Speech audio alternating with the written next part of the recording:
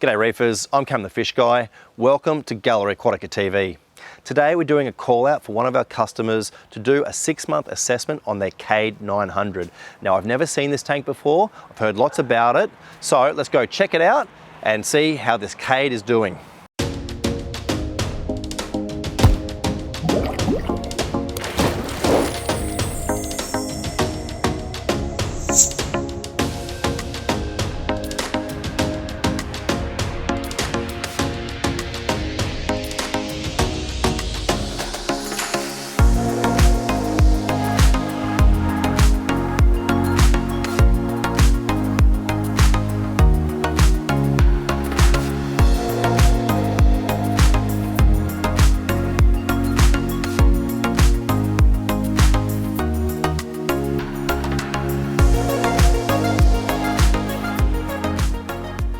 So here it is.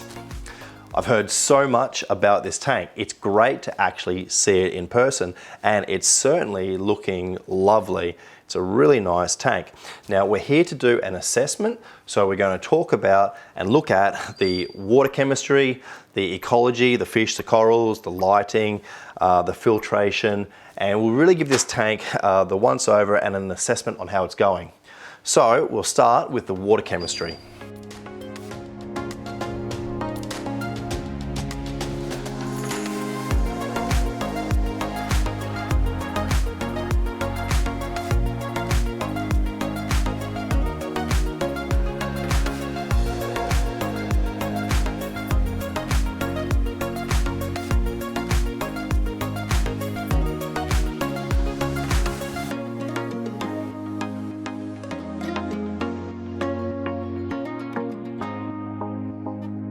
We've tested the water chemistry for this tank, and the things that we've tested are all just here. The first is salinity, so the specific gravity of this tank is 1.025, which we're happy with. That's what we normally aim for. The nitrate is 10. Now that's the maximum that I run a mixed reef tank at. The phosphate is low, the pH is 7.9, which is a little bit low. Now this is where it's quite interesting. The degrees carbonate hardness of this tank is 5.9. So that is on the low side. Normally I would want it to be at least 7. And the calcium is 398. Again, that is a little bit low, but this is the one that's the most important in my assessment of this tank. The magnesium is 1104. So the levels are quite low, and one of the recommendations for this tank is going to be to increase the dosing, and I think that this tank really would benefit from a dosing pump so that we can have small amounts of our supplements going in regularly so we can easily manipulate that. Now, something else we look at in the tank are the types of algae which are growing, and the fact that this tank is 6 months old and has minimal coralline algae indicates to me that the magnesium may be low as well as the other supplements, and so our spin tester has really verified that. It definitely needs more calcium, KH and mag regularly dosed into this tank. So let's have a look at the ecology of the system. Let's just have a quick talk about the fish in this tank. Overall, it's seemingly quite a happy little dynamic with the fish. But there is, I think, one problem, and I think it's the dottyback. The little firetail goby, as well as the banana wrasse, look like they're not really settled in the tank, and my suspicion is that this dottyback is being a bit aggressive. The orchid dottybacks are not the most aggressive of the dottybacks, but they do sometimes target fish which are a similar size and shape and color. And this little guy down here has lost a part of his tail. So my recommendation with the fish is going to be to keep an eye on this guy, possibly remove him. But in the short term, I think that this firetail goby is going to need to have a little box so he can be isolated from the other fish whilst he recovers. So let's talk about the corals in this tank. Overall, the corals in this tank are very healthy. You can see the soft corals like the Sinularia, the Lobophyton, the star mat morphs, and the anemones are very happy. Now, they're showing good polyp extension. The LPS are also doing okay, and really the only problem that I see with the corals is this Pavona maldivensis, this sunburst pavona down the bottom. It's too shaded, and so my suggestion in this case is to move that into the open where it's getting some better light. And I think that this little ledge here will be the perfect spot for that guy. But otherwise, the corals are doing okay.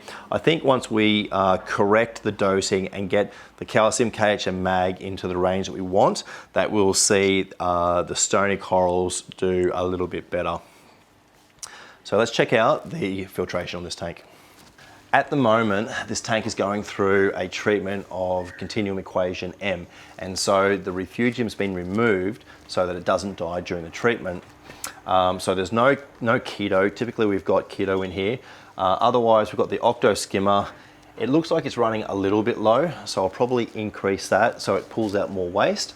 We've got lots of marine pure, the spheres, so good strong biological filtration. And overall, it's a nice clean sump and looks like it's doing well. Just having the keto for nutrient export will make a big difference. But certainly the skimmer being raised is the other thing which I would do. Otherwise, I would say that this is looking very good. So back up to the tank. Looking at this tank, there is one what I'll call problem algae, and that's the cyanobacteria on this little shelf here. Now that could be caused partly from lack of flow in this area, or possibly from insufficient biological filtration. But having looked at the filter, I don't think that's the problem, and I think potentially we might need to do something to push a little bit of water through this area. I'm not too worried about it just yet because the tank is only 6 months old. And also there's not a lot of coralline algae. I think once we get the calcium, KH and mag sorted, we'll get more coralline, that'll absorb more waste, we'll have the refugium back after the treatment, and we'll find that this cyanobacteria isn't a problem in the future. There are treatments that you can use to remove the cyanobacteria. We sell ChemiClean at the shop. However, I don't usually use that straight up. I much prefer to try and get the cause or work out the cause of the cyano and fix that rather than using a treatment. But it is interesting to see we've got a little bit of the cyano here. There's a little bit of algae on the substrate, but overall, the algae in this tank is quite minimal. Definitely algae are a very interesting or very good bioindicator of the health of the system, and overall it's looking pretty good. We've got the two Radion Gen 5 XR15s and they're on mounts. Now my first thought was that they were a little bit too close together, but the type of light mounts that are being used and the design of the back of the tank where the RO water goes in is such that we can't really spread them out evenly. So that's why they're so close together.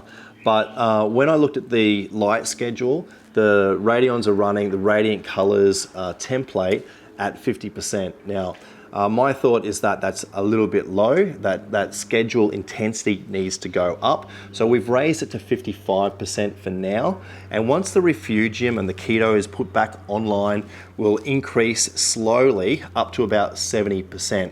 These Cade 900s are relatively deep, and having the Radions at the 50% intensity is probably on the low side. We can't really see any problems with the coral that's associated with that, but I do think that we'll have a more healthy ecosystem once the Radions are at a slightly higher percentage. But otherwise, the lighting is pretty good. Definitely the Radions are an excellent option for a tank like this. For a 6-month-old Cade, this tank is doing really well. It's a very healthy ecosystem, and overall, the fish and corals are doing great. The problems that I see in this tank with the cyano and the pavona are easily rectified, and once the refugium comes back online, I think we'll see some big improvements. The coralline algae is a good bioindicator of our levels, and certainly the biggest recommendation that I can give this tank is some regular dosing. A dosing pump or daily manual dosing I think is really what this tank needs. The levels are a little bit low. The corals are also a good bioindicator. The polyp extension, all the zoas are open, everything is looking really healthy, and that's one of the first things that I see when I look at a tank like this. So that's it for our assessment of a 6-month-old Cade. I give this tank an A- for where it's at. Hopefully you've enjoyed this episode of Gallery Aquatica TV. Thank you so much for watching. I'm Cam the Fish Guy. Happy reefing. That's it for this week's episode of Gallery Aquatica TV. Don't forget to like and comment on all our videos and subscribe to our channel. Stay tuned to Gallery Aquatica TV for more exciting episodes to come. I'm Cam the Fish Guy. Happy reefing!